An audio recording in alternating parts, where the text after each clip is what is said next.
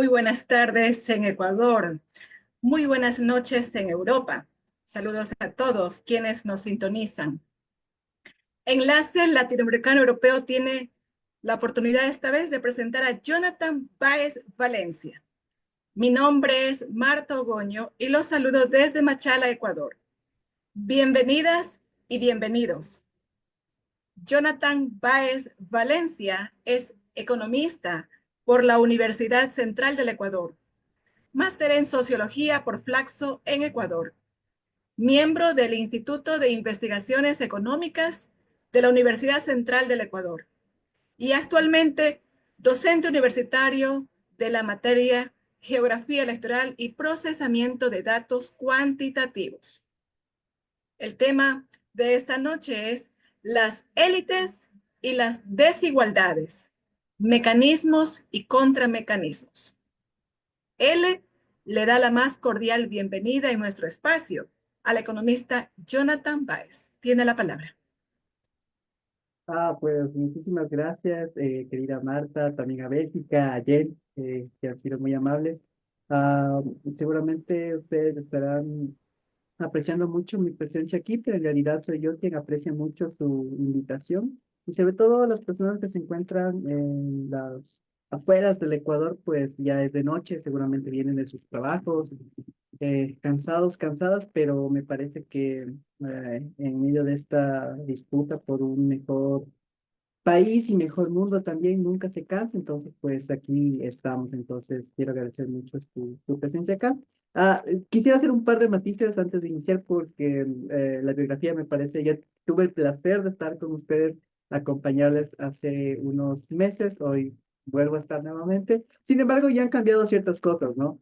Bueno, sigo siendo economista, sigo teniendo una maestría, eso no se ha transformado. Sin embargo, ya no me encuentro en este momento en la Universidad Central del Ecuador, es mi alma mater, yo la amo, la quiero mucho. Sin embargo, pues han pasado ciertos acontecimientos que me han obligado a retirarme de ahí. Básicamente, pues cuando las instituciones, en lugar de ser espacios de disputa contra las redes de poder que se van tejiendo, pues me parece que uno tiene que apartarse. Y pues más es que en medio de ese camino existen una serie de elementos que seguramente muchos y muchos de aquí lo han pasado, que tienen que ver con todo el tema laboral, la presión, los no pagos inclusive. Entonces, todo eso pues me ha obligado en este momento a no estar y pues con mucho pesar veo que mi universidad pública pues ya no es ese espacio de disputa. Sin embargo, las personas que siempre vamos a estar del lado correcto de la historia, pues no nos amedrentaremos ante nada y más bien pues seguiremos en esa misma línea, ¿no? En ese sentido, pues ahora me encuentro en otro espacio muy interesante, que es mi otra alma mater, que es una universidad de posgrado, es Flaxo. El año pasado acabé de dar un curso justo sobre desigualdades, donde se toparon pues muchas dinámicas interesantes y esperamos pues que este año también se puedan abrir nuevos cursos. De hecho, también quisiera invitarles ahí cordialmente para que se inscriban, pues lo esperamos hacer de manera híbrida como fue el anterior y pues básicamente con este curso de formación superior continua logramos analizar ciertos elementos muy interesantes de las desigualdades, cómo estudiarlas desde el enfoque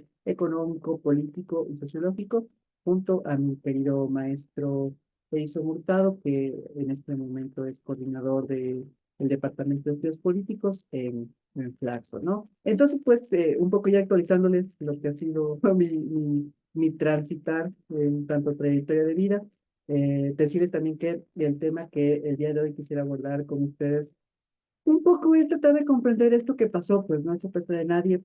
Am, Hay una situación súper complicada en el Ecuador, que seguramente ustedes la están viviendo, pero más allá de tratar de hacer una serie de recuentos de lo que ocurrió, me gustaría que entendamos cómo es que esto ocurrió, cómo es que pasó. Para nadie es sorpresa, pues que se ha mencionado mucho que fue una batalla totalmente inequitativa, hablando de desigualdades, pero también fue una batalla que pasó por una serie de ilegalidades, ¿no? Desde el pedido de la presidenta, del presidente, perdón, el presidente, yo ya llorando que haya llegado a misa, pero es algo que no pasó Pero esta pedida de licencia del presidente, pues que nunca se dio, el tema de los recursos públicos, el tema de que no se pueden tener visas internacionales, son solo momentos que me vienen a la memoria porque hubo una serie de estas irregularidades, ¿no?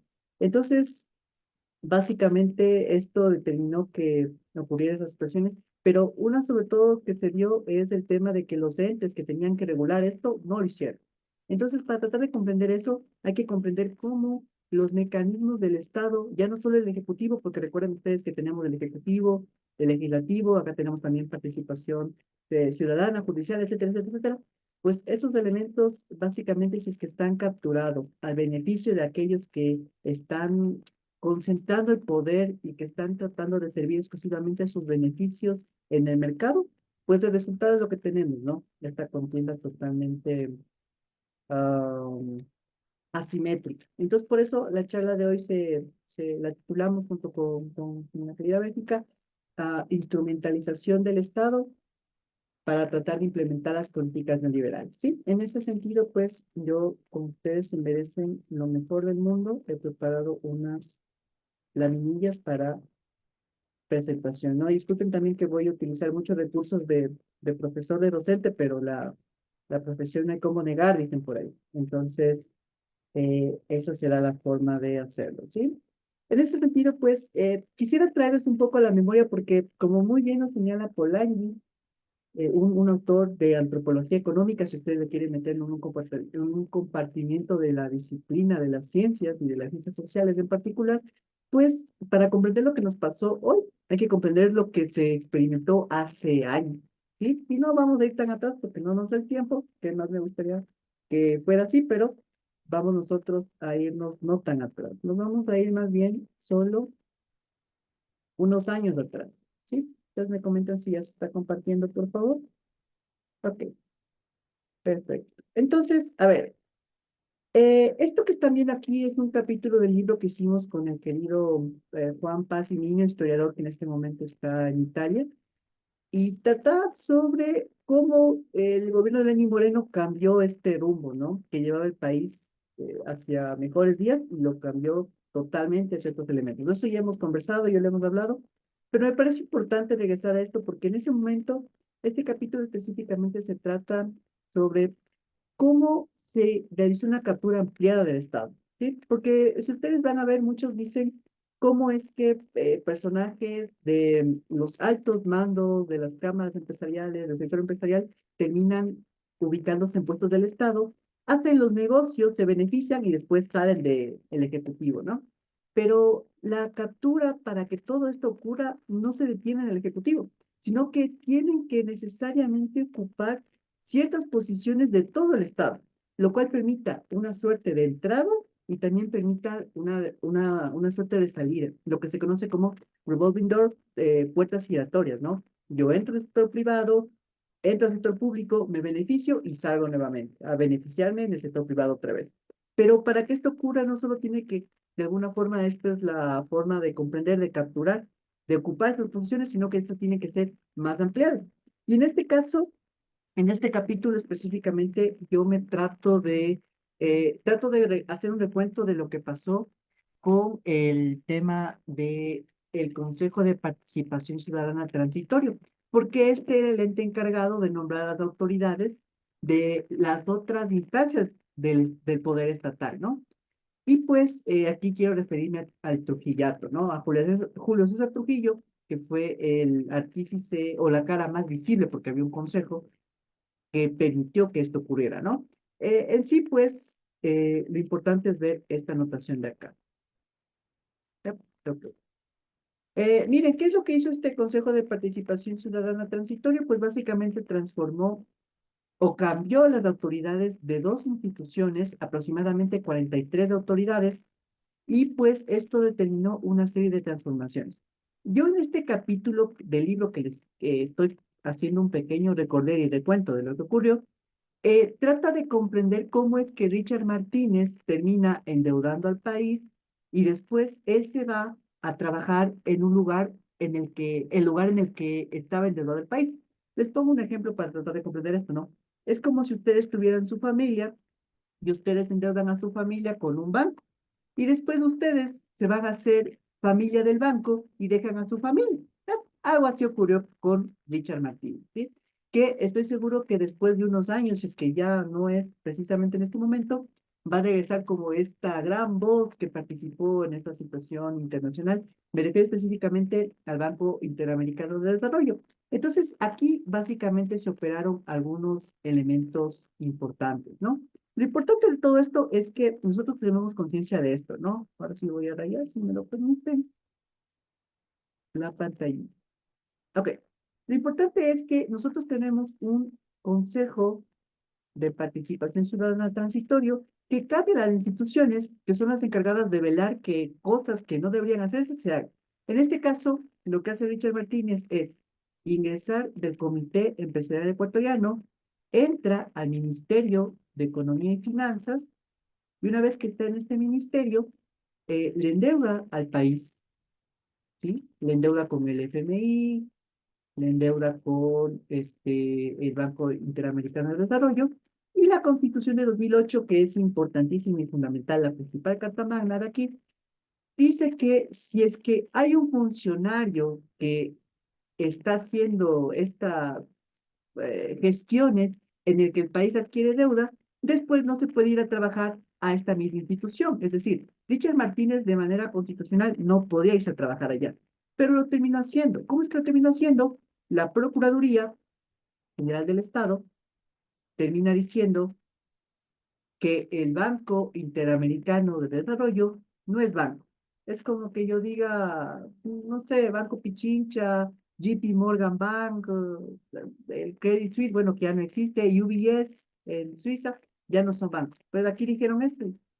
Al final, él terminó asistiendo y ahora es funcionario de ese banco. Entonces, miren cómo todo no es que simplemente se entra al Estado, en este caso el Ministerio de Finanzas, y después simplemente si uno se puede ir, porque hay una serie de reglamentos, de reglas que se tienen que cumplir, porque esto ya nos había pasado. ¿En qué sentido ya nos había pasado esto?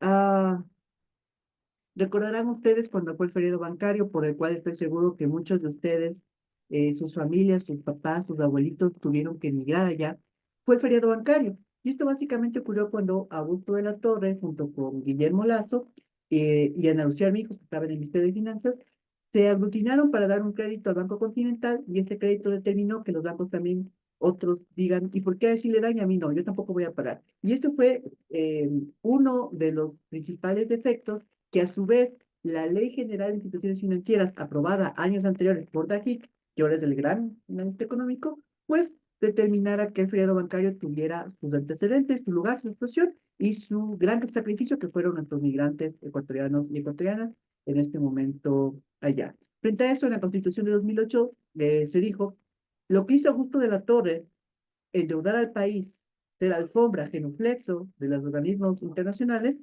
y después irse a trabajar allá, como lo hizo Ana Lucía Armijos y Augusto de la Torre, ya no se podía hacer. Entonces la Constitución trataba de cerrar esto, pero, oh sorpresa, este Consejo de Participación Ciudadana Transitorio, para cambiar a todos estos personajes de aquí y todas estas autoridades de estas instituciones, hizo que un mes no tengamos constitución.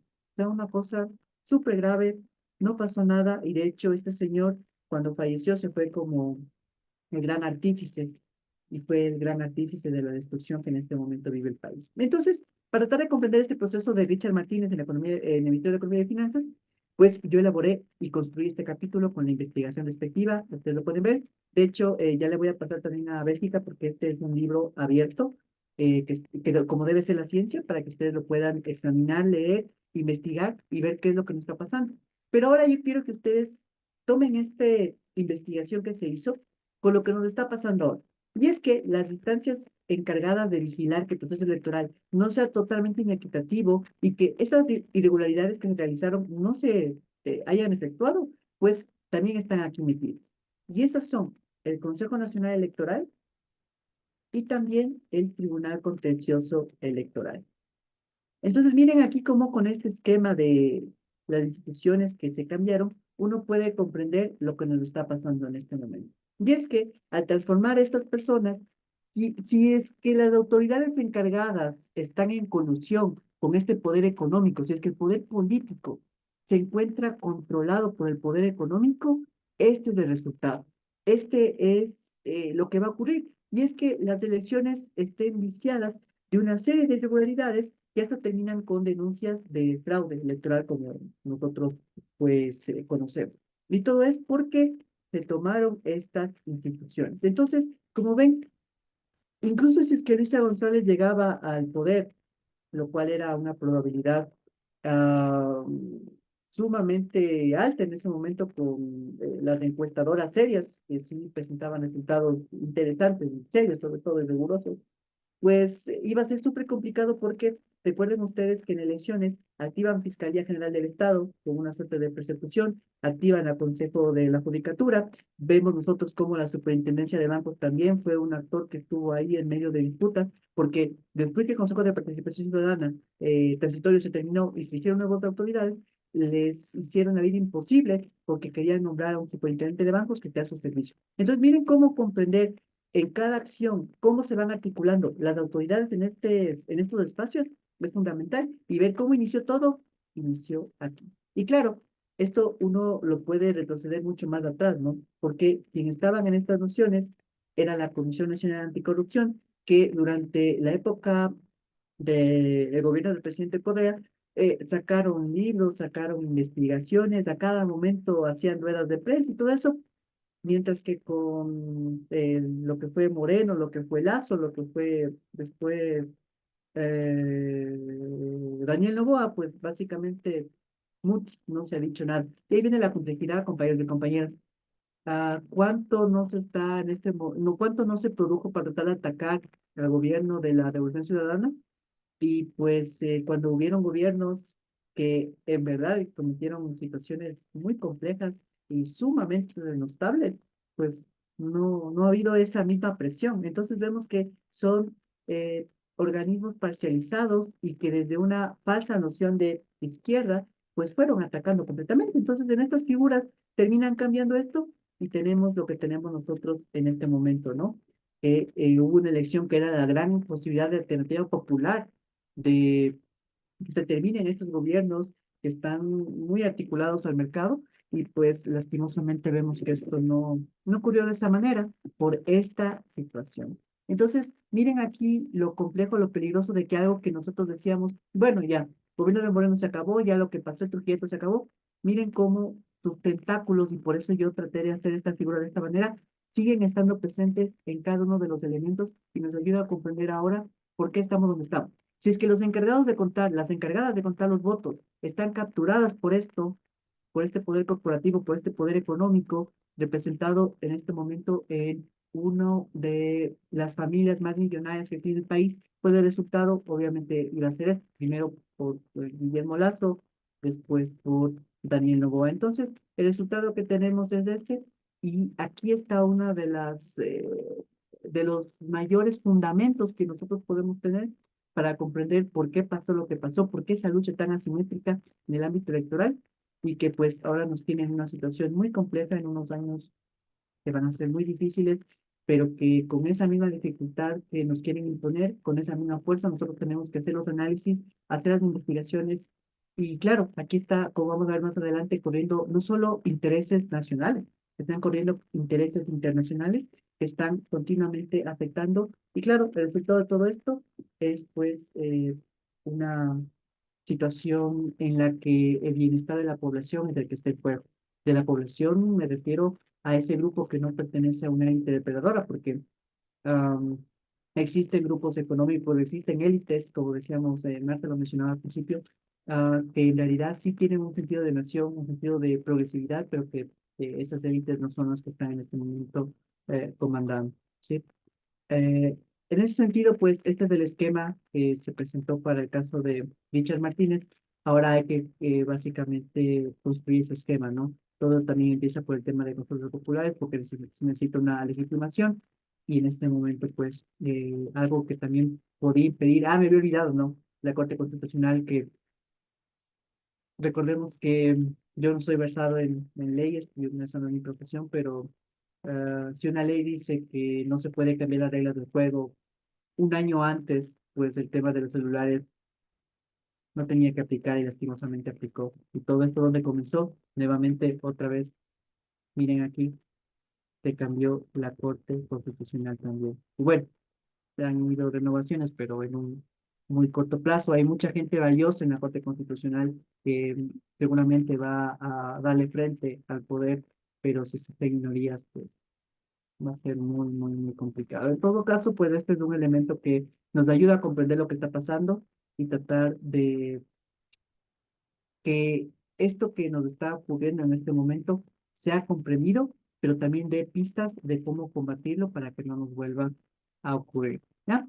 Ahora, ¿todo esto en qué deriva? Y aquí les he traído también, de, si es que son amantes de las películas como yo, pues Anatomía de una caída, una película que a mí me parece fascinante, una, como decir, una obra maestra impresionante de Francia y que pues me parece que esta película muestra cómo un hecho tiene que examinarse a detalle, es decir, con, si me permiten tomar una figura de parte de la ciencia médica, con precisión de cirujano de bisturí, porque aquí examinan, no les voy a spoilear la película, vayan a verla porque es muy buena, pero me ayuda a hacer una referencia de cómo comprender, una vez que esto ocurre, todo este tema de la captura, del tema de ocupar posiciones importantes del Estado en su amplia gama, ¿no? Por eso yo hablo de una instrumentalización ampliada de los poderes del Estado, del poder económico, que usurpa el poder político para tratar de beneficiarse, obviamente, pero para tratar de comprender todo este elemento hay que hacerlo de esa forma. Hay que ver años atrás qué es lo que ocurría. Hay que ver estos personajes que estuvieron aquí años atrás, qué es lo que estaban haciendo, cuáles eran sus condiciones, cómo se construyó. Si ustedes ven el capítulo, van a ver que yo inclusive hablo del Fondo Monetario Internacional y su papel en generar una ley que le obligara al Estado a endeudarse. Entonces, miren cómo esta precisión cirujana es la que hay que tener al momento de comprender cada política que está ocurriendo en este momento. Y Anatomía de una caída es una película que muestra esta situación y cómo hay que ver los más mínimos detalles para tratar de comprender qué es lo que está pasando. En alusión a esta anatomía de una caída, yo traté de examinar lo que fue la anatomía de una subida, la anatomía de cómo nos subieron a nosotros el IVA al 15%. Entonces, esta medida que es de las más regresivas y que ya dio sus efectos, ¿no? Justamente el Banco Central del Ecuador, en el que también está un personaje de del think tank, del tanque de pensamiento de Guillermo Lazo, de Ecuador Libre, hablo de Guillermo Arellán, pues de manera muy curiosa, justo cuando ya pasan las elecciones, saca el informe en que la economía ecuatoriana en 2024 decrece un 2%.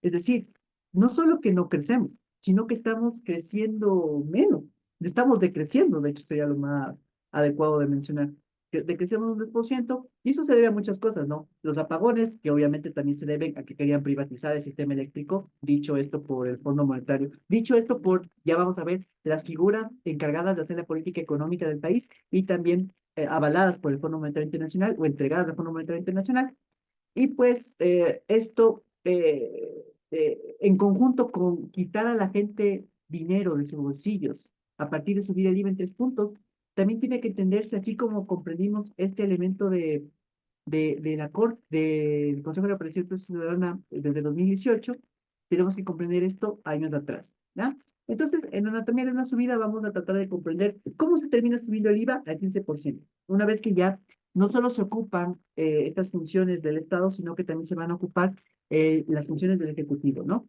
En este caso, miren aquí los nombres que nos van a aparecer. Richard Martínez y Verónica Artola.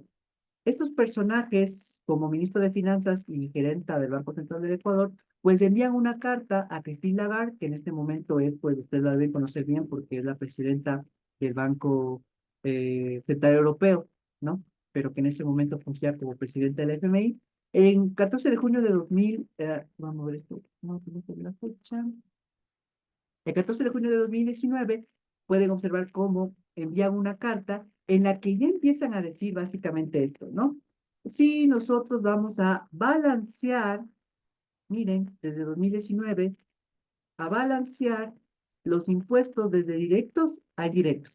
Esta es una forma bonita de decir, esos impuestos que les cobramos a las personas que más ingresos tienen, vamos a hacer que las personas con menos ingresos lo empiecen a pagar. Es decir, básicamente vamos a meter una medida regresiva. Es decir, las personas más ricas van a dejar de pagar, las personas más pobres van a empezar a pagar. Y esto es porque las personas más pobres, ustedes saben, en situación de pobreza, perdón, casi nunca les va a tocar pagar el impuesto a la renta. Pero lo que sí pagamos todos y todas es el IVA. Entonces, esta medida ya fue tomada en 2019, firmado por estas personas y enviadas al FMI. ¿Sí?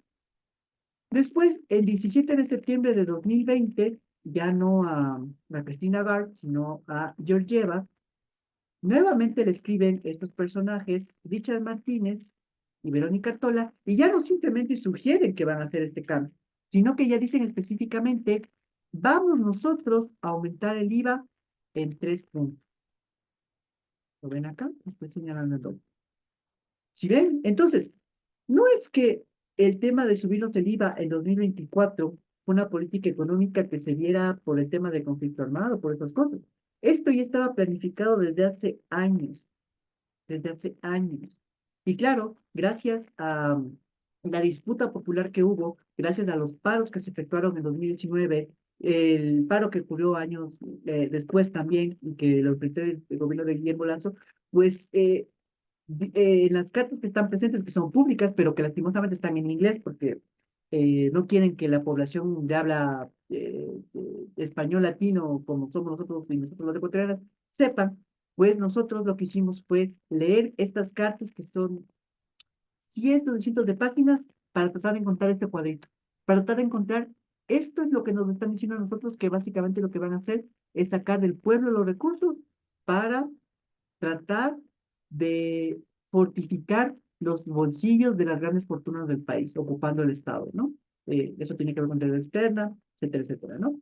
Pero, entonces, miren aquí cómo ya tenemos nosotros esta política económica de subirnos el IVA para sacar de nuestros bolsillos recursos y que van al Estado y que esto, ¿a dónde se va?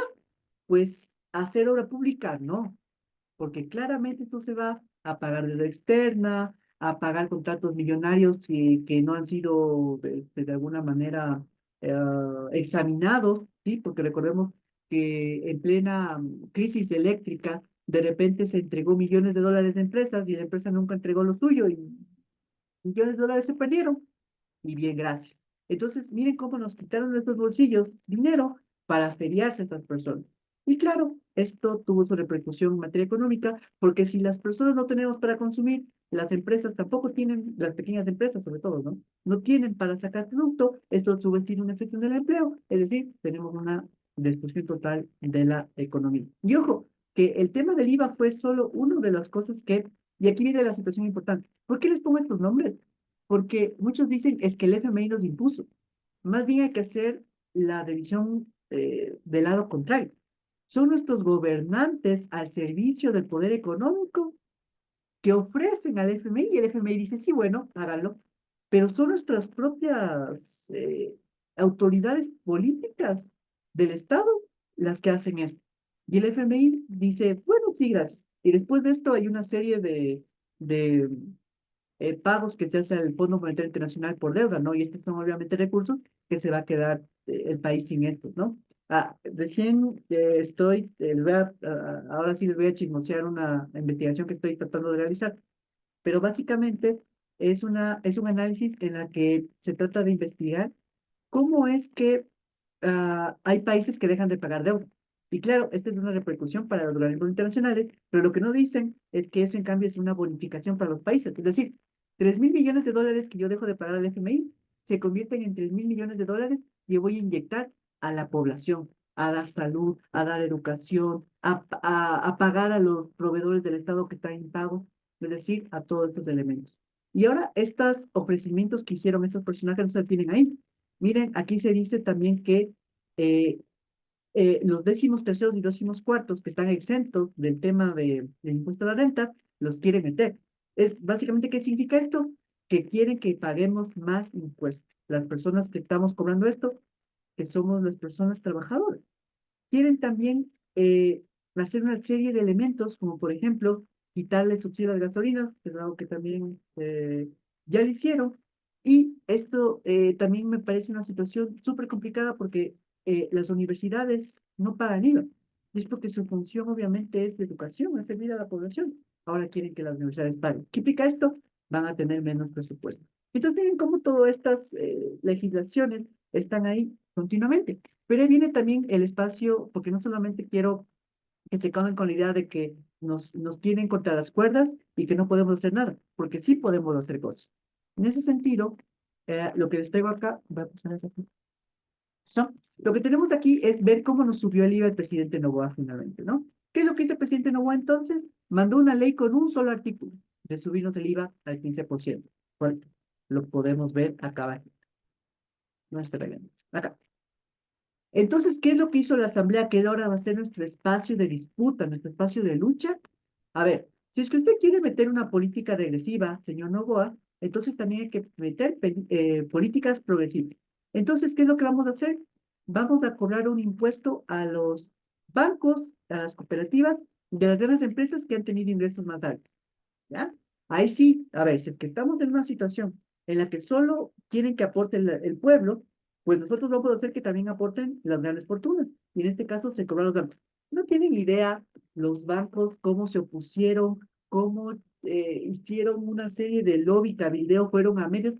Eh, la Asociación de Bancos, su página casi siempre pasa muerta, ¿no? Es decir, no hay publicaciones, pero les quieren cobrar un impuesto y ahí sí saltan, ¿no? Y van a medios, y van a entrevistas y empiezan a dar la idea de que, uy, si les cobran impuestos, el país va por poco a desaparecer. Se acabó el país.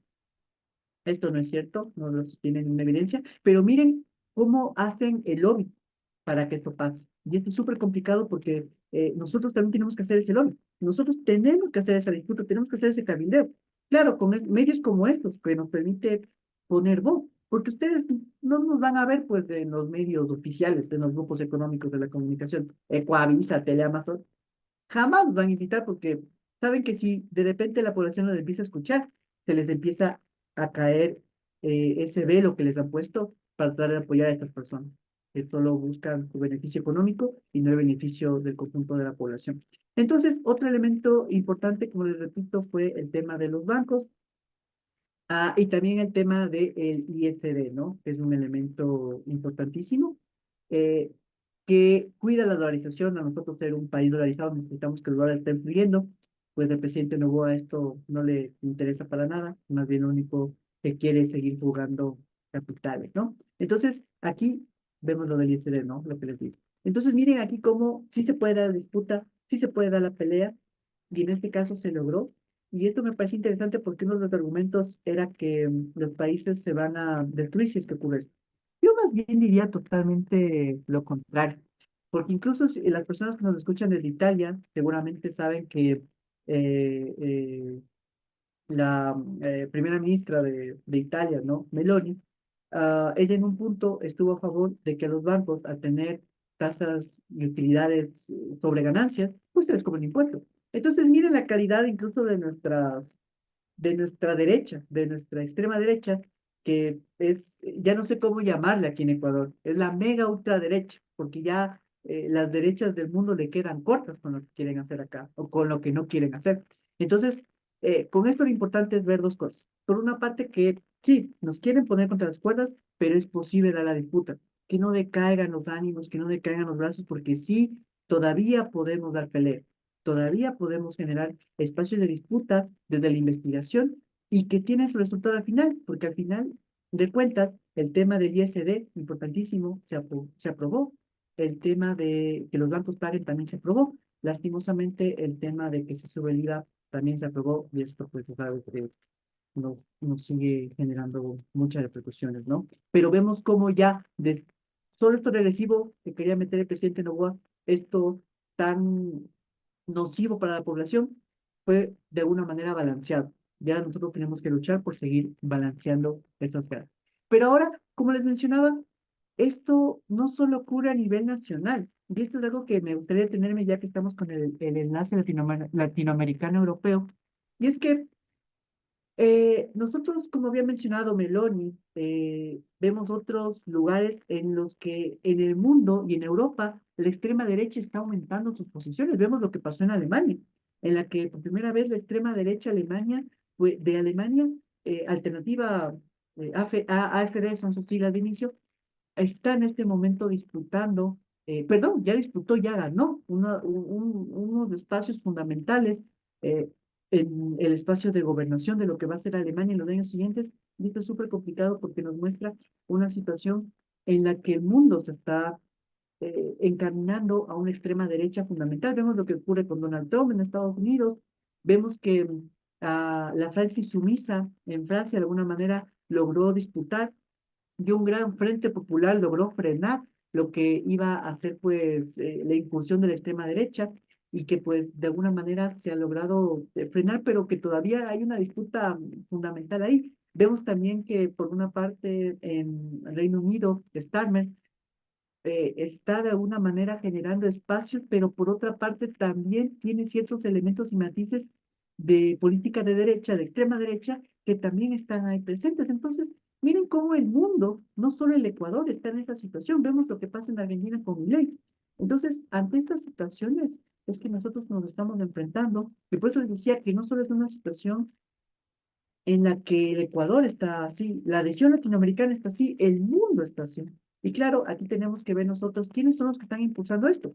Esto que les muestro a continuación es es un think tank, es un tanque de pensamiento que financia a su vez tanques de pensamiento a nivel de mundo.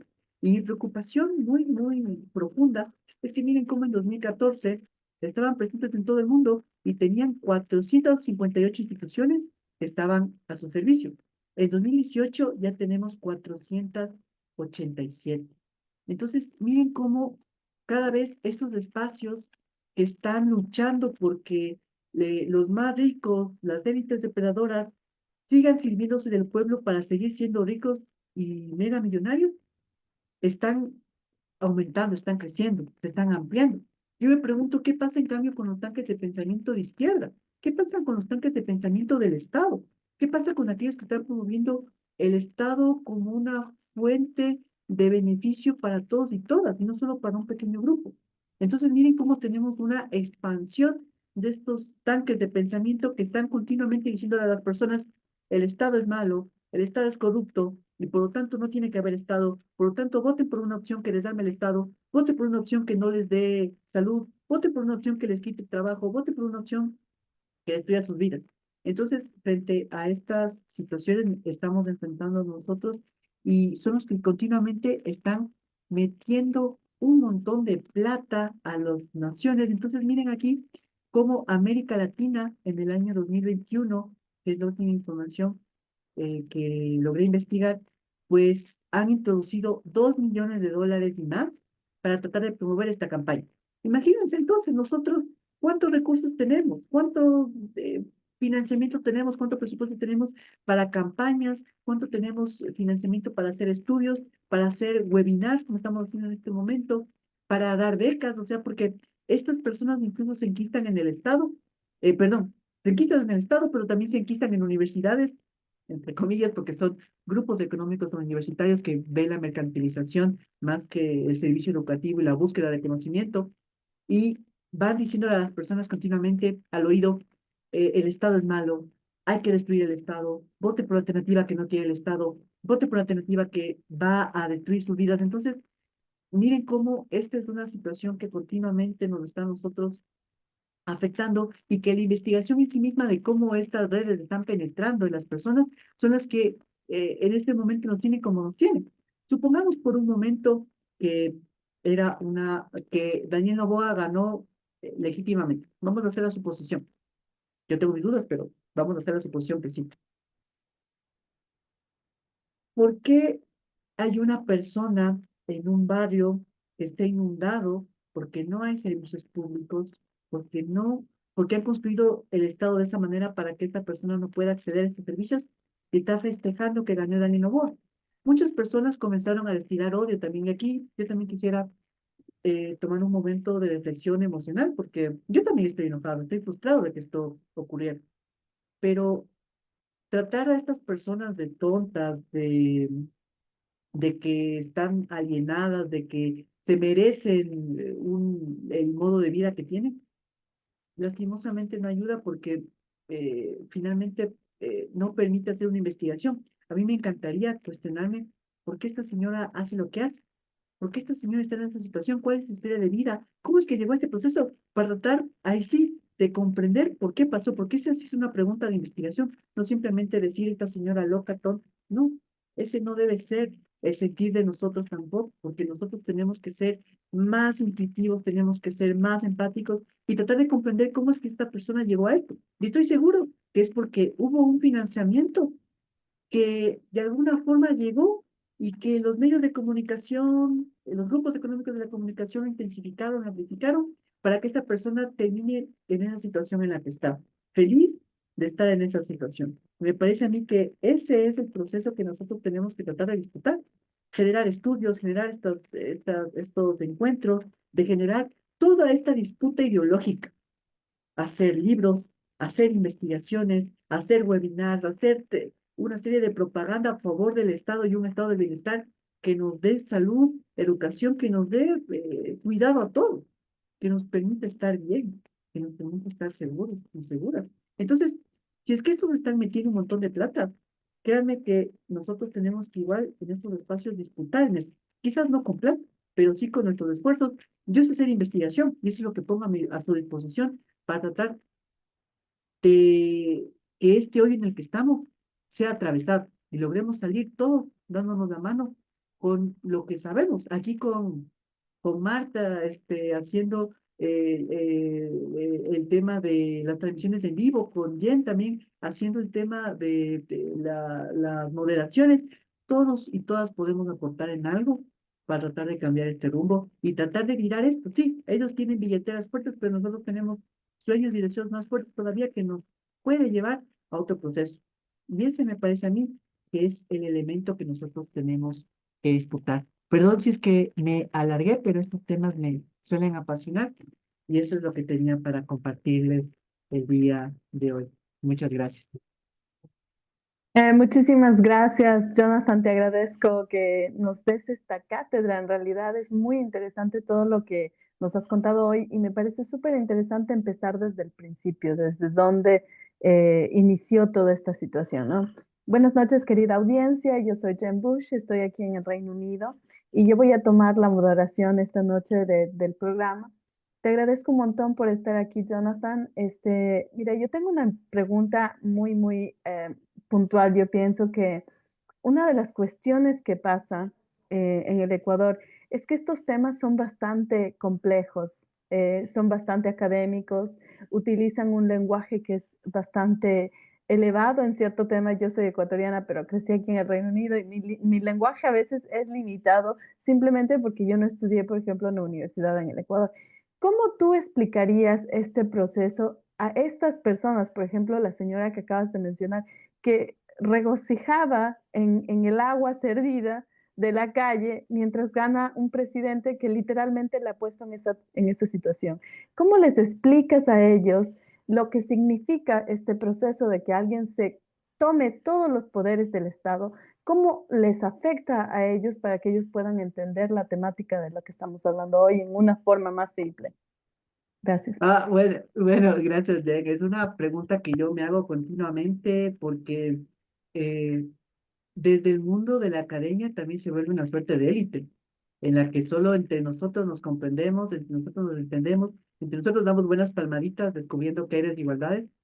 Y ese es un mundo al que de igual forma eh, uno tuvo acceso a partir del Estado.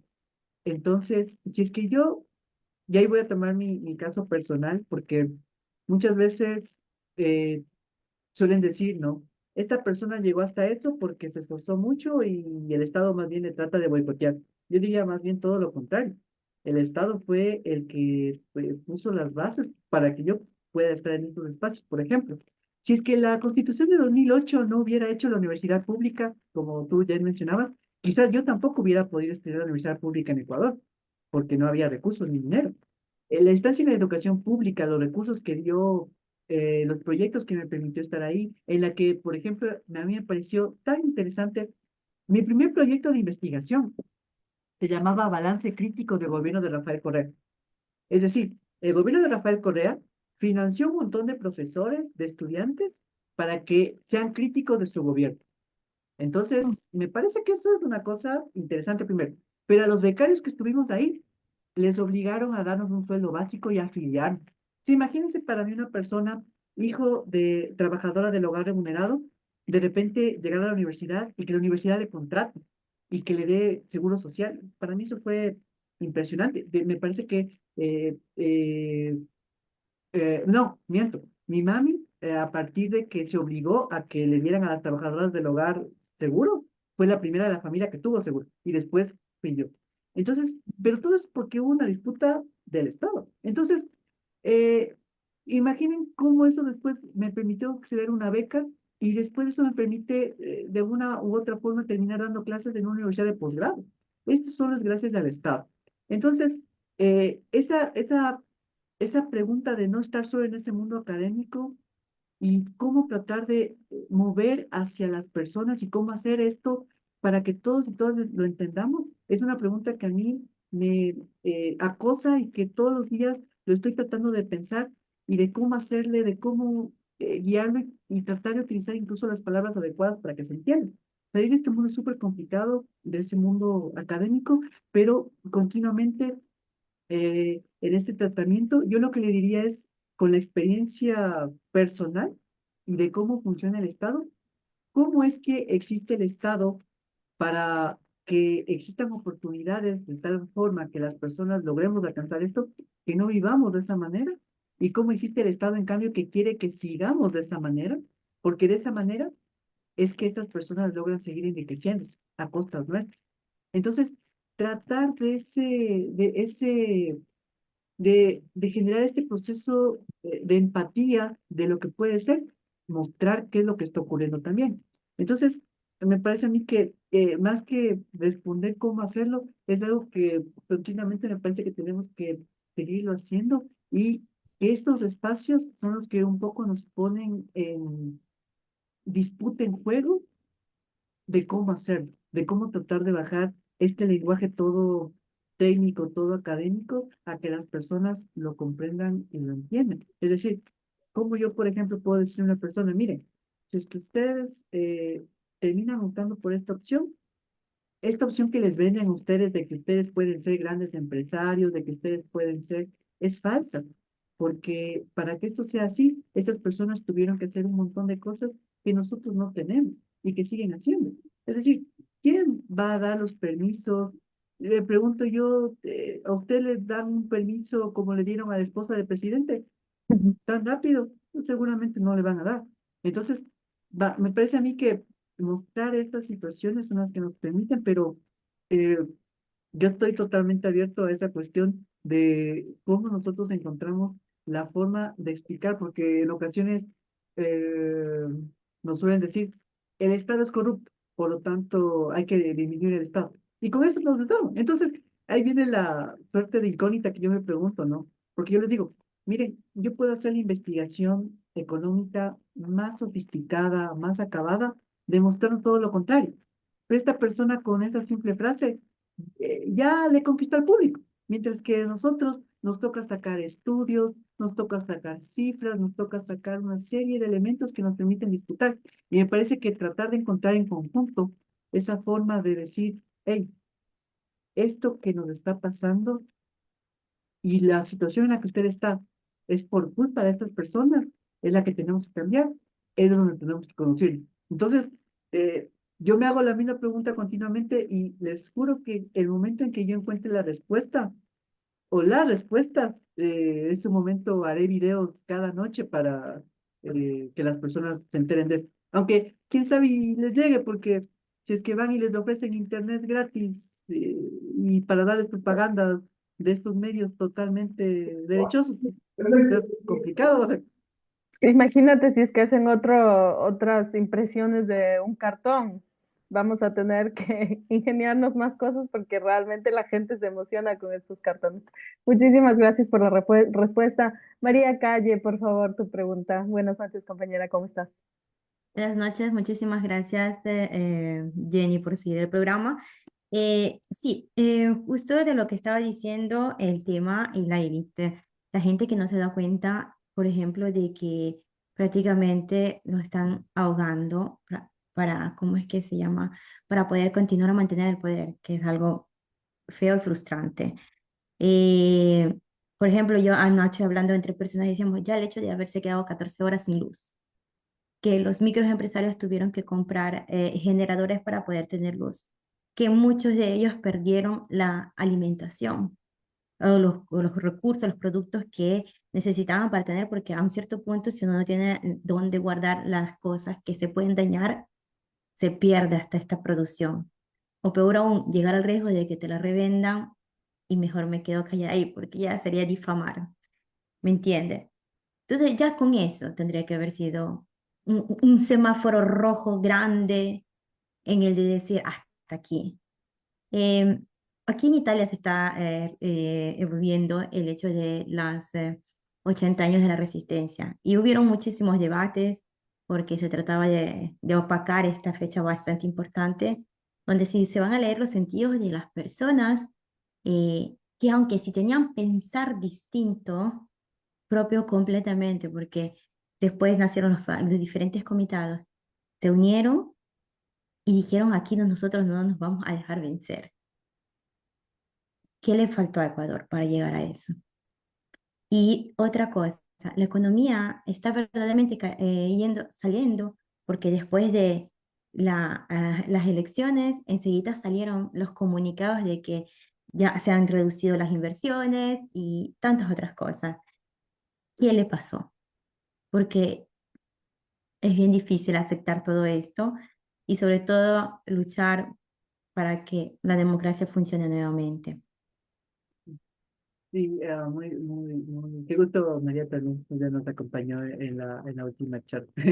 Ah, me parece que justo lo de Italia ayuda a comprender esto, ¿no? El horror que fue el fascismo, lo que pasó con Mussolini, con Hitler, pues le dio una lección a la historia. De hecho, si ustedes ven la Carta de Derechos Humanos, es una forma en la que aparece después de la Segunda Guerra Mundial por el horror que significó el fascismo, porque es una deuda de la humanidad con la deuda, con la humanidad en sí misma. ¿Sí? Es limitada, inacabada, hay cosas que ya, pues lo que quieran, pero es porque hubo este proceso en el que se decía el fascismo y su poder no puede, y sus prácticas no pueden volver. Y estamos viendo que hay una serie de políticas fascistas que otra vez se están implementando. Y esto es porque el fascismo no murió, sea, el fascismo fue contenido. Esa bestia fascista le pusieron grilletes, pero seguía ahí.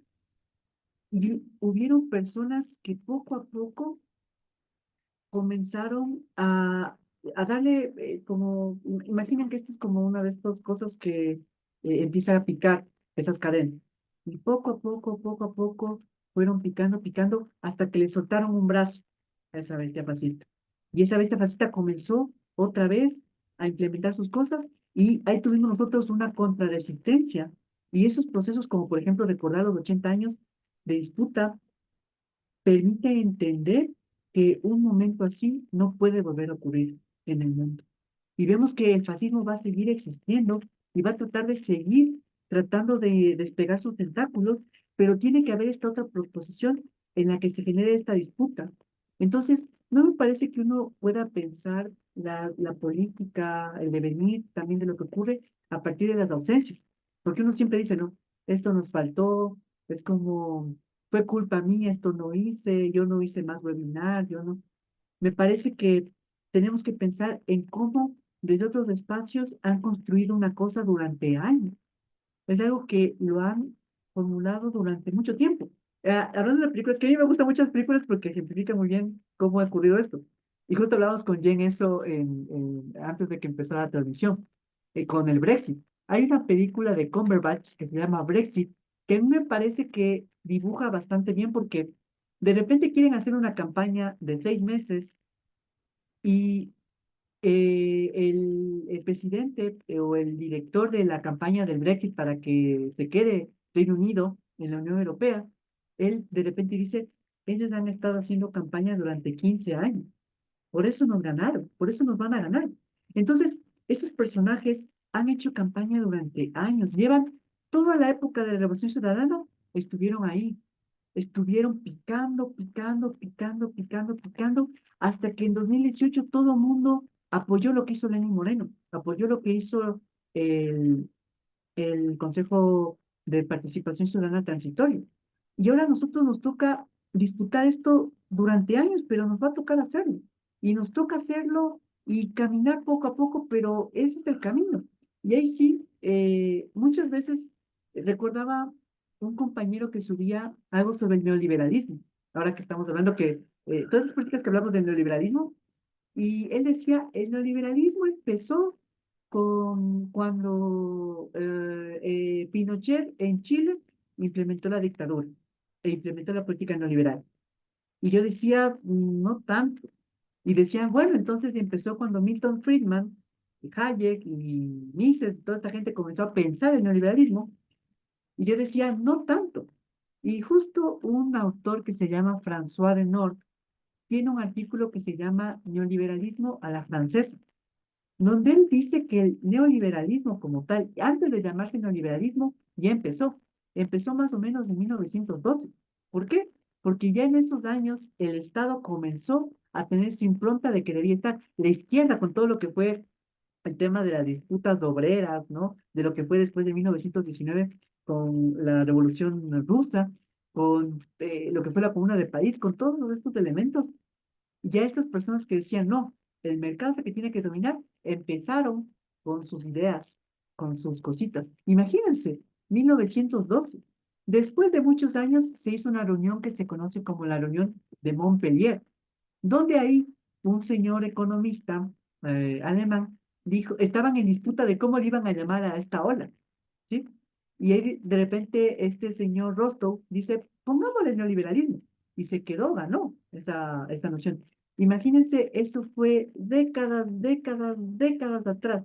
Y ellos estuvieron disputando durante décadas el tema de que el neoliberalismo se implementara. Comenzaron a meter plata, comenzaron a financiar cosas, comenzaron a tener a sus estrellas, ¿no? Milton Friedman, otras personas más. Y esto determinó en última instancia que el mundo se vuelva neoliberal.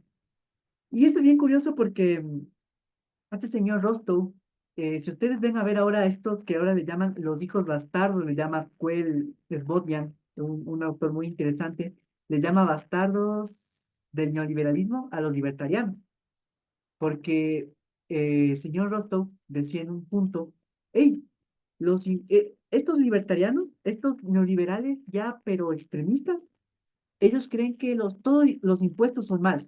De hecho, aquí Aparicio Caicedo, que era un asesor de Guillermo Lazo, decía, si es que ustedes pueden evadir impuestos, ustedes son ciudadanos virtuosos. Evadir impuestos es lo mejor que pueden hacer. Eso decía él, lo decía abiertamente. Mientras que nosotros sí nos restringimos, nosotros sí andamos con pincitas para las cosas. Este personaje decía, evadan impuestos, como si fuera la gran maravilla. Cuando Rostow, el que implementó el nombre del neoliberalismo a su tendencia, él decía, los impuestos a las herencias son fundamentales porque impiden que el mercado se distorsione. Entonces, por eso yo decía, estas personas ni siquiera han leído a los suyos, porque si los leyeran, se dieran cuenta que los impuestos a las herencias son fundamentales, que el impuesto a la riqueza es fundamental para que su mercado funcione. Entonces, ¿te imaginas la magnitud de estos personajes que ahora con cualquier frasecita pegadiza ya nos dominan? Entonces, estas personas tuvieron años de eso, lo disfrutaron durante años. Nosotros probablemente nos toque esto, y nos toque hacer este webinar durante años.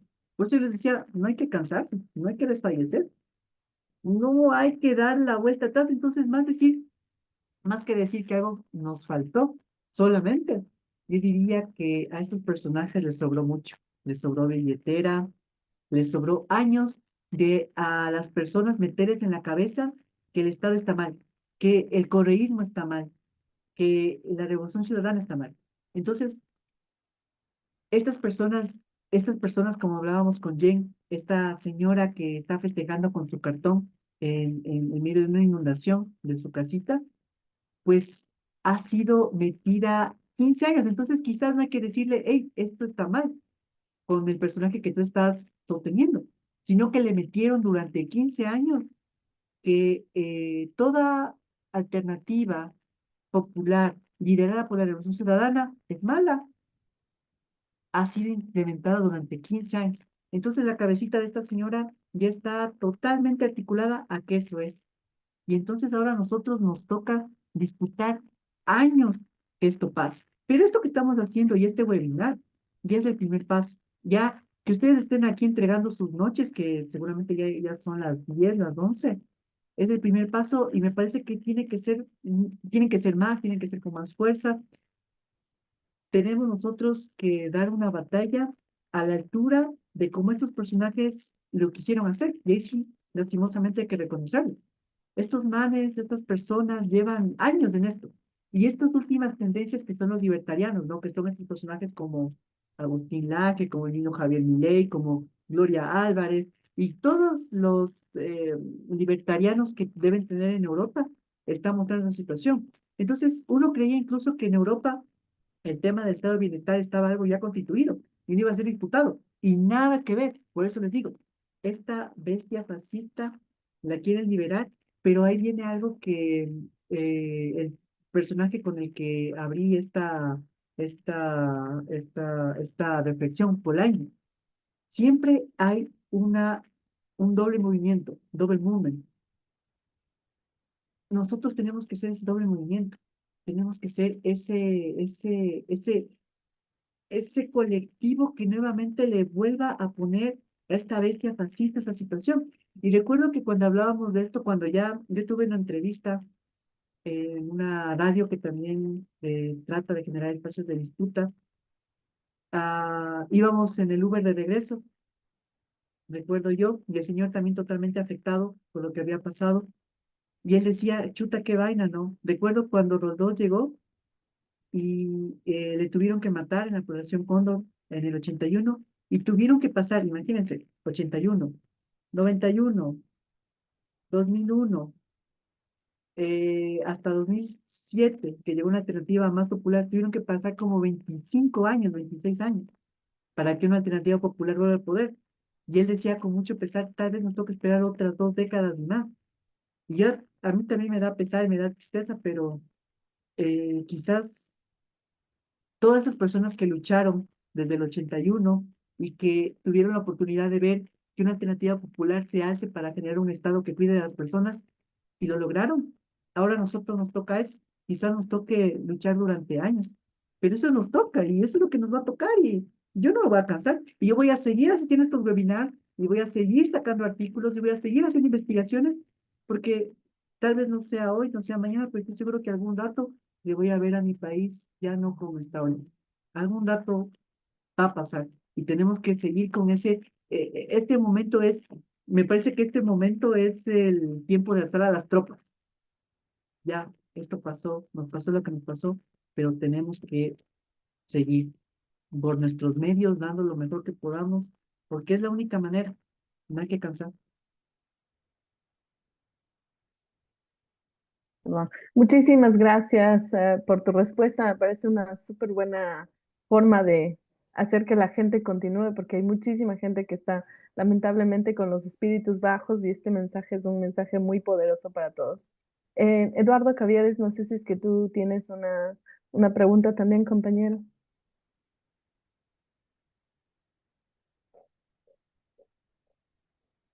Un momentito, creo que está todo. Ah, ya está. Ahí está. ¿Cómo está, Eduardo? No tengo una pregunta, pero yo quisiera hacerle llegar a ustedes de una forma rápida al compañero que dio su disertación al momento, que me dio después de las elecciones lo que él estaba hablando, lo que él ha estado discerniendo, que cómo pudo suceder eso, que una señora que está como una cerda en la calle, dándose vuelta en la podredumbre, celebre al que la tienen en esas condiciones, como dijo Simón de Beauvoir, sin oprimidos no gobiernan si los oprimidos apoyan a los opresores, siempre van a gobernar a los opresores. Yo le quiero regalar rápido al compañero algo que escribí muy rápido y muy corto porque no quiero perder mucho tiempo, porque aquí en Hamburgo nos sucedió algo que nos dejó pues, prácticamente con una sorpresa, una ganancia. Las mujeres, siendo mujeres, votaron casi 3-1 por Novoa. Pero que me pregunté, ¿serán empresarias? ¿Serán millonarias las que viven aquí? Y le escribí un mensaje que no le llegará, pero que espero que llegue, al que dice: presidente, la mayoría de las doñas, es una especie de poesía, rápido, la mayoría de las doñas votaron por usted, entérese, por su pinta, por su pelo ondulado, por su estatura con sus zapatos, por su verbo en la televisión, comentando su sexualidad, dándole 3 palos a la viña sin respetar su intimidad. Aquí somos condesas, aquí no limpiamos pisos, aquí no limpiamos traseros, somos de alta alcurnia, somos altas y esbeltas, votamos por usted por competir con sus esposas. Aquí estamos turisteando, aquí estamos vacacionando, aquí le dimos el voto, pues somos de su clase, con familiares banqueros, con familiares bananeros. Votamos por usted porque usted es arrecho, asaltando una embajada que estaba desarmada. Usted le ganó a Hitler, usted le ganó a Pinochet con esa valentía pagada por su tía. Votamos por usted por ser amante de los perros. A sus comestibles impuestos quitaste. Esa pérdida equiparaste con tu maravillosa inteligencia, con tus maravillosas manos, subiendo los impuestos a las medicinas mexicanas para los humanos. Votamos por usted porque somos románticas, porque nos emocionamos cuando apagones nos concedió, cuando con sus velas luz nos dio.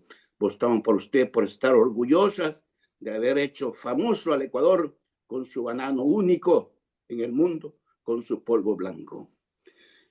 Me salió de escribir esta poesía que prácticamente yo quería resumir lo que el compañero dijo aquí. ¿Cómo pueden haber aquí en Hamburgo, donde la mayoría de las mujeres trabajan limpiando piso, limpiando traseros, haciendo el trabajo más que no los hacen los alemanes? Todas ellas, pero con una avalancha enorme, le dio el voto a Novoa. Y ahí viene la pregunta, ¿cómo puede ser eso posible? Y espero que el compañero siga luchando, esperando de que abriendo horizontes para que entiendan de que nadie va a liberar a nadie si ellos mismos no se liberan. Gracias y gracias por haberme permitido haberles escrito mi poesía. Pero es que me dio tanta tristeza cuando yo leí eso. Y cuando vi eso digo, ¿cómo puede ser esto posible? Bueno, gracias por escucharme y felicitaciones para el compañero que dio su disertación. Que siga usted adelante. En el año 80 salí del Ecuador huyéndole a Febres Cordero. Y nada, pues. Gracias, Eduardo. Un gusto verle. Marta, no sé si es que tú tienes alguna pregunta. ¿No? Ok. Bueno, mira, yo te voy a decir, Jonathan, que si es que en algún momento tú quieres hacer algún tipo de investigación, el lugar preciso para esto es TikTok, porque hay muchísima gente que tiene este tipo de pensamientos y es realmente interesante. Yo te pudiera hacer una evaluación de todo lo que vemos todos los días en TikTok, porque es una plataforma muy abierta que permite la participación inmediata y es realmente interesante ver cómo la gente ve. Y lo que tú dices acerca de los think tanks es esencialmente lo que se puede observar una profunda endoctrinación de estas personas acerca de lo inconveniente que es que tengan una escuela pública, lo inconveniente que es tener hospitales y medicina pública, lo inconveniente que es y cómo no es la responsabilidad del Estado asegurarse de que el Ecuador tenga seguridad al momento.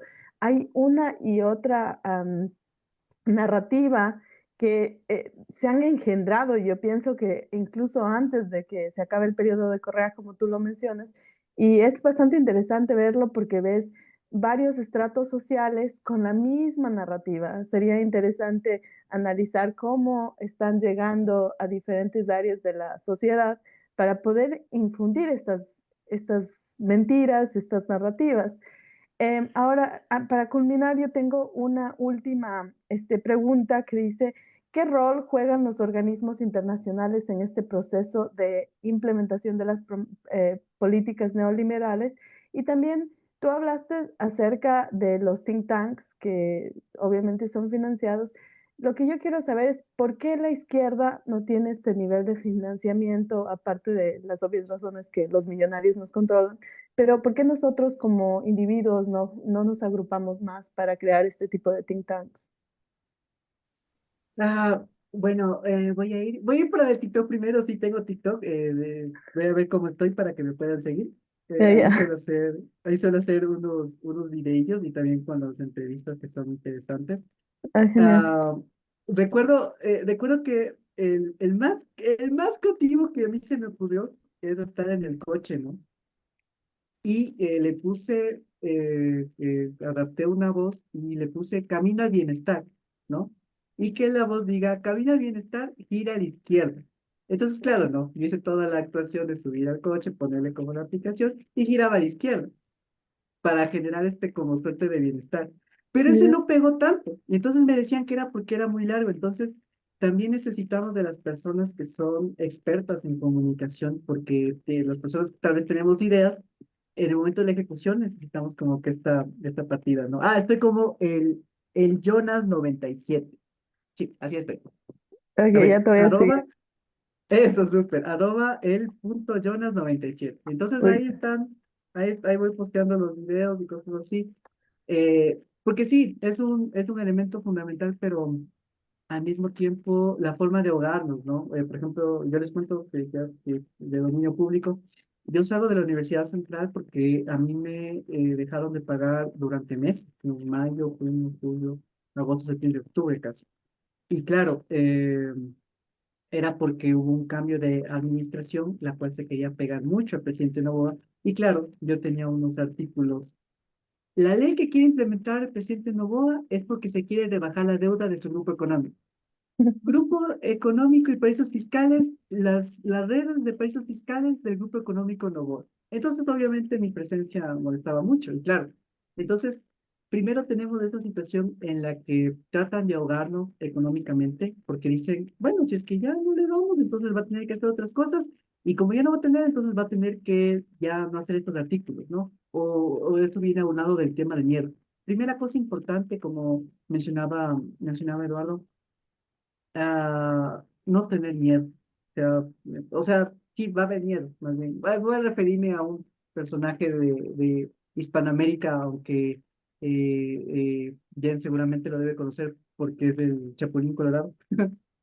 Este personaje siempre tenía miedo y yo estoy seguro que muchos tenemos miedo de esto, pero hay que hacer las cosas incluso con miedo, porque si no, nos van a comer a todos y todas. Entonces, eh, con esto del miedo, ¿no? Del tema monetario, del trabajo, no nos van a contar cosas así. Un poco tratan de también asustarnos para que no hagamos cosas, pero me parece que tenemos que hacerle frente a esto y ver cómo lo hacemos. Entonces, esos espacios de instituciones ya se vuelven como que se cierran en cuanto a la posibilidad de generar pensamiento crítico. Entonces, cuando yo dije, eh, lo que se busca es básicamente silenciarnos, estos espacios ya no son, hay que partir y buscar otros y seguir produciendo cosas. En ese sentido, me parece a mí que los organismos internacionales, yo mencioné Atlas Research, me faltó uno importante que era USAID, y ahí es una cosa sumamente contradictoria porque miren que la vida es así.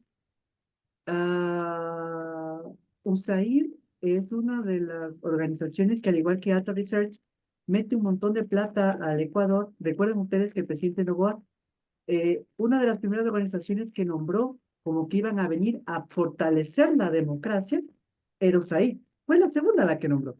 Pe- Perdón, fue la primera la que nombró. Y claro, USAID financia un montón de estos tanques de pensamiento. Y claro, estos tanques de pensamiento tienen un montón de plata para hacer propaganda, para inventarse cosas, para filmar, para dar becas. O sea, terminan comprándole a la gente. Claro, se van a lugares como, por ejemplo, en una zona rural, le dan una beca a una persona, esta persona dice, a ver, si la beca me dio esta ONG que dice que el correísmo es malo, entonces yo tengo que ser fiel a quien me dio la beca. Entonces, obviamente, miren cómo se va generando estas propuestas de clientelismo. Y USAID, lo interesante de todo esto es que USAID financia a un montón de sectores que supuestamente son de izquierda.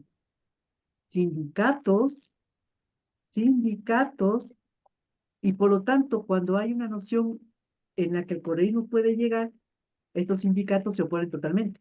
Dice, no, es que esa no es de izquierda, esa no es una representante de izquierda. Vayan a ver una revista que al paso comenzaron a salir los disque líderes de opinión académica, entre comillas, a decir que el correísmo no representa a la izquierda, y que por eso peleó y que por eso nunca tiene que llegar otra vez al poder. Entonces, miren cómo no es que USAID solo financia cosas de derecha, o sea, financia esta pseudo izquierda, entonces el progresismo está arrinconado por dos lados, por esta derecha, extrema derecha, y por esta izquierda, pseudo izquierda. Entonces, no es que solo se está enfrentando una alternativa progresista popular a sectores derechosos, sino también a estos sectores de pseudo izquierda, como repito. Entonces, esto es importante, y ahí es lo que se hace de la adaptación.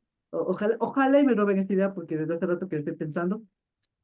Ah, es bien curioso porque estas personas que atacan el Estado también viven de él, ¿sí? Es decir, estas ONGs, estos tanques de pensamiento que quieren destruir el Estado, viven, ganan sueldos de destruir al Estado, de hablar más del Estado, ¿sí? Entonces, es decir, el Estado sí termina generando hasta sus mismos puestos de trabajo. ¿Ven la importancia del Estado? Entonces, esta noción es bien contradictoria, ¿no? Cómo hay toda una economía política. Ahora, lo que yo considero es que cerrarles no es la idea. O sea, llegar a la política pública y empezar a cerrar ONGs, no. Hay que crear las nuestras propias. Hay que crear nuestros propios tanques de pensamiento, la cual nos permita, por ejemplo, tener un blog en lo que subamos los artículos y esos artículos sean para contrarrestar la propaganda. Y esto hacerles webinars y después dar estos espacios y esto generar movimiento en redes, como tú mismo mencionabas, Jen. Entonces, me parece que los sitios era contradictorio el USAID, no quiero que se me la idea, porque recuerden ustedes que el que quiere cerrar USAID, o el que ya lo cerró, de hecho, fue Elon Musk, que representa a este fascismo sudafricano ahora inquistado en Estados Unidos. Y claro, uno se quedaba pensando, y yo decía, interesante esto, porque en última instancia está cortando los recursos para que estas ONGs no sigan, estos ataques de pensamiento no sigan haciendo eso, pero bueno, más allá de eso, me parece que es importante porque también hay muchos espacios y fundaciones que lastimosamente solo financian si es que se va a atacar a correr. Entonces, e incluso recuerdo yo cuando yo hice una investigación sobre concentración en el sector agropecuario y de repente decía la Superintendencia de Poder de Mercado funciona en esos años, ¿no? Cuando estaba el gran maestro Pedro Páez. Y de repente me quisieron coaccionar para que yo diga que no funcionaba, porque era mal, o que yo genere causalidad hacia el gobierno de Revolución Ciudadana como una forma de que ellos fueron los que promovieron la concentración. Yo decía, eso no es la causalidad, esta es la descriptiva. Y como yo me opuse a hacer eso, el siguiente año le quitaron el financiamiento donde yo trabajaba, y yo donde trabajaba me quedé igual sin empleo. Entonces, miren ahí cómo esta fundación de super izquierda, que tiene un nombre súper izquierdoso, no, al no querer atacar a la ALC, entonces inmediatamente quitó el financiamiento. Entonces, miren cómo hay un ataque sistemático. Me parece que la forma de, de terminar con eso es buscar también una suerte de, no sé, crowdfunding.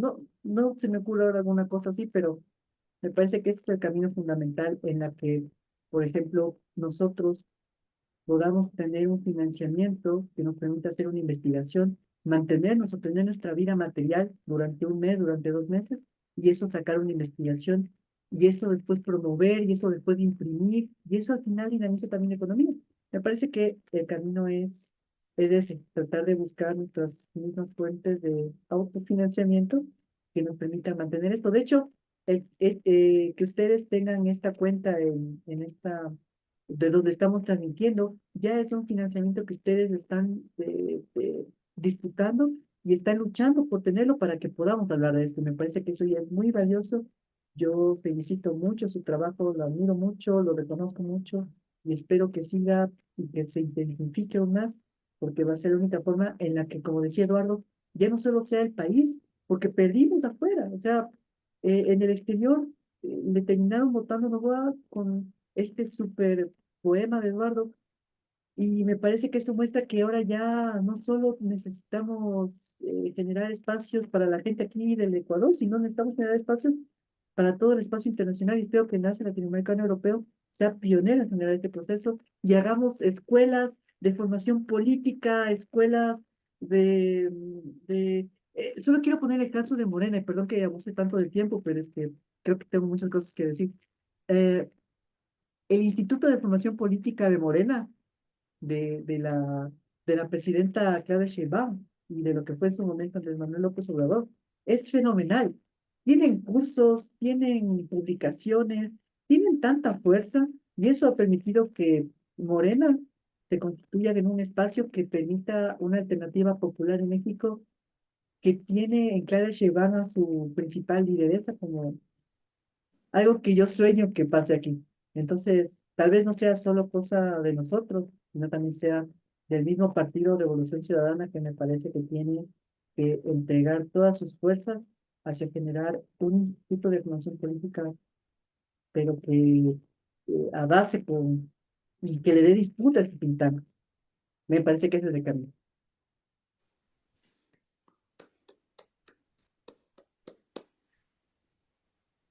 Perdonen, no podía abrir el micrófono. Muchísimas gracias. Mira, no te vamos a quitar más de tu tiempo porque ya te hemos robado creo que más de hora y media. Tengo que ir a hacer el almuerzo.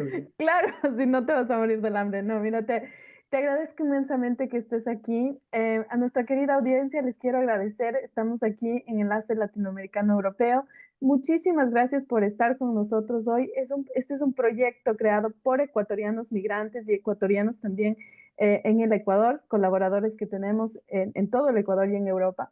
Nuestra meta es realmente construir espacios juntos de integración para crear este tipo de conversaciones, de intercambios de información. Y tenemos unos ponentes realmente espectaculares aquí todas las semanas, así que les invitamos a que nos sigan aquí en este canal que es en Facebook, pero también retransmitimos a veces en TikTok, etcétera, etcétera. Por favor, síganos y les esperamos para la próxima entrevista que vamos a tener aquí. Muchísimas gracias, Jonathan. Te agradecemos un montón todo lo que el conocimiento, toda la información que has compartido con nosotros y esperamos tenerte pronto. Te voy a seguir en TikTok también, por favor, síganme en TikTok, está como el Jonas97 y para ver qué tipo de videos haces. Yo tengo un poquito de conocimiento en TikTok, si quieres en algún momento participar allá, va a ser otro tipo de interacción, pero me encantaría que también vengas allá. También él tiene una cuenta en TikTok, entonces podemos participar desde esa cuenta. Un abrazo enorme Buenísimo. para todos. Les agradecemos a todos y por favor estén sintonizados. Tenemos que seguir en la lucha, no podemos decaer. Un abrazo a todos. Muchísimas gracias. Un abrazo, no de caer ni bajar los brazos.